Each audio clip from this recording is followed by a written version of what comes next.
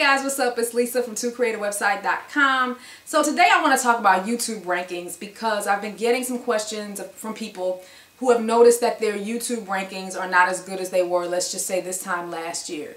And YouTube did quite a few updates last year, but two updates that I want to talk about particularly here are the freshness update and the audience retention update that may have impacted your rankings either positively or negatively.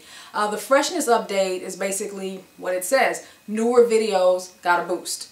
But the second one, the audience retention update, which I think rolled out in like August or September of last year, that is huge because basically YouTube is looking to see how long people are watching your videos. And that makes sense because if 80% of the people that watch your video are only watching the first minute, that signals to YouTube that it could be a lower quality video.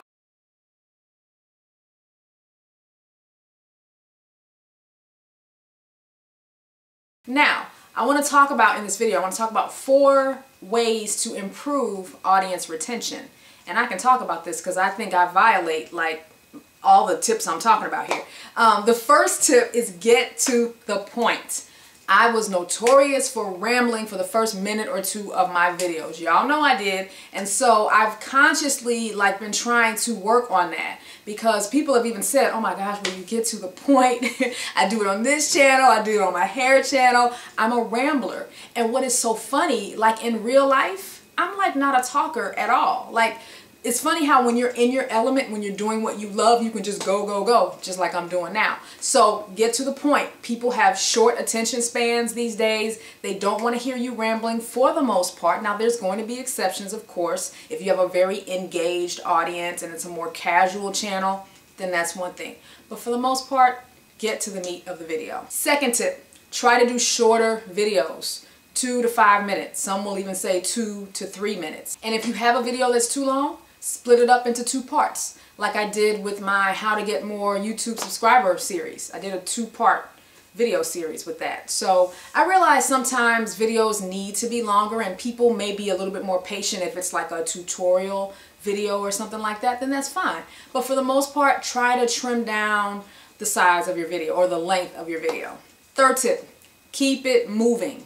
When you're doing the screen recording videos, especially, I know I do this, again, see, I told you, I violate like all these, but when people are watching the screen, sometimes it can get boring if you're not switching the screen or changing to something new. So one of the things you can do is use annotations, zoom in, put up call outs or whatever to make the video more interesting so people aren't just staring at the same frame while you're talking because it can put them to sleep. So if you're doing like a PowerPoint presentation, those are good because you can just put up your animated bullet points one at a time. Again, something on the screen is moving to keep people's attention.